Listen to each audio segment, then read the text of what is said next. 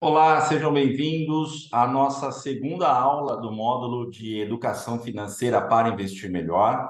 E nessa segunda videoaula, nós vamos falar, então, sobre educação financeira. Vamos entrar mais diretamente sobre o tema. Lembrando que na nossa primeira aula, né, nós falamos um pouco sobre o raio-x do investidor brasileiro. E agora, a partir dessa nossa segunda teleaula, nós vamos entrar mais diretamente no tema de educação financeira, ok? Vamos lá, então. Assim como nós fizemos na primeira aula, vou compartilhar algumas telas com vocês para vocês irem acompanhando e nós vamos aqui desenvolvendo, ok? Vamos lá, então. Na nossa segunda teleaula de educação financeira, é importante que vocês tenham em mente que muito mais do que educação financeira ser um conceito, antes de tudo, a educação financeira é um processo, tá? Ou seja, não é simplesmente nós sabermos fazer contas, né? O quanto eu ganho, menos quanto eu gasto, né? O quanto eu posso poupar e o quanto isso vai me render. Se nós não tivermos antes em nossa cabeça, né? Ou se a gente não tiver a consciência de que a educação financeira é um processo, ou seja, não basta a gente saber fazer racionalmente algumas contas e a gente vai ser educado financeiramente. O que envolve o processo de educação financeira? Envolve esses pontos que eu vou demonstrar aqui para vocês.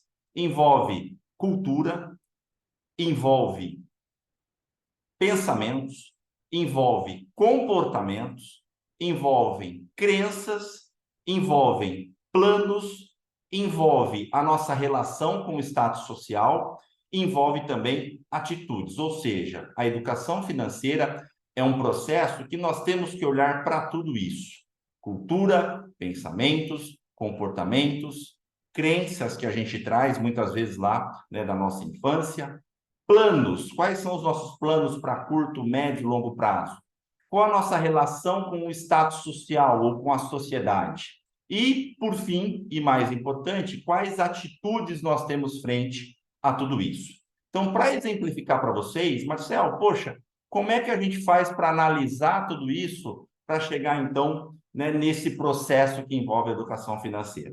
Então, por exemplo, exemplos relacionados à nossa cultura ou as nossas crenças, né? Então, crenças que a gente tem, né? Quando a gente ouve falar assim, poxa, o dinheiro é sujo, né? Rico não vai para o céu, o dinheiro não traz felicidade, estude para arrumar um bom emprego. Quando eu ganhar na Mega Sena, né, eu vou fazer alguma coisa, né? Quando eu for promovido no meu trabalho, eu vou mudar a minha educação financeira. O futuro a Deus pertence, ou seja, eu só penso no hoje e não penso no meu futuro. Ou seja, essas frases que eu coloquei para vocês, pessoal, são frases que nos trazem uma cultura, né, de antiprosperidade, né? Se eu penso que o dinheiro é sujo, né, se eu tenho um pensamento de que o dinheiro, né, não é algo positivo, como é que eu vou trabalhar em favor da minha educação financeira?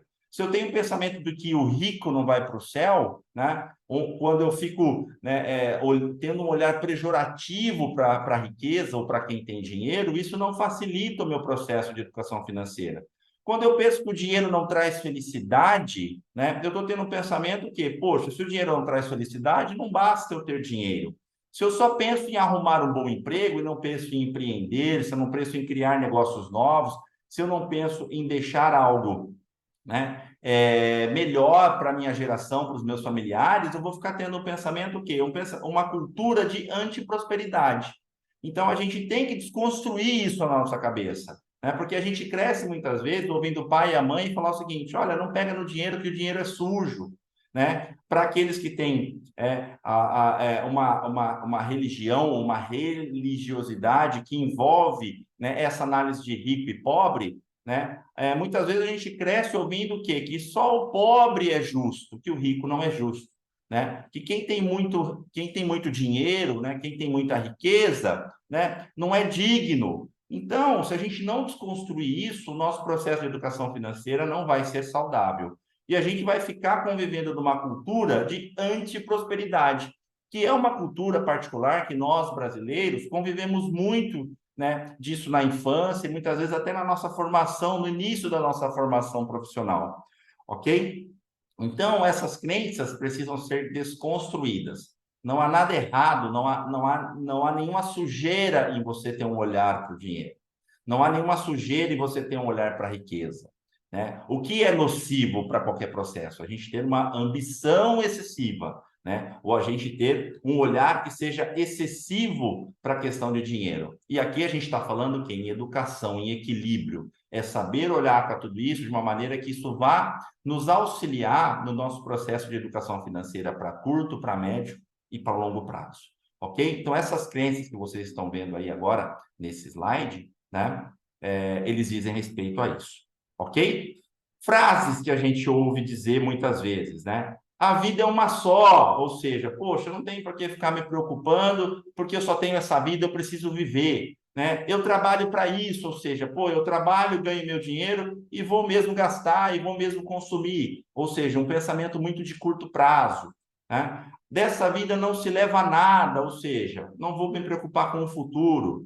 Os meus filhos que lutem, ou seja, eu não vou ter uma preocupação com as gerações futuras, né? Eu mereço, né? É aquela coisa, poxa, eu estou trabalhando tanto, eu estou me esforçando tanto, eu mereço sim comprar o que eu quero, eu mereço sim usufruir do que eu quero, mas pense, né? A gente tem que usufruir das coisas, né? No seu determinado momento. Nós temos que ter o nosso recurso de curto prazo, de médio prazo e os de longo prazo. Isso sim é educação financeira. E não ter um olhar só de imediatismo ou olhar só para o hoje, né? Vamos viver o que há para viver, ou seja, são comportamentos e pensamentos, né, imediatos, de imediatismo, de consumismo, que fazem com que a gente não olhe para o nosso futuro financeiro e para a nossa educação financeira.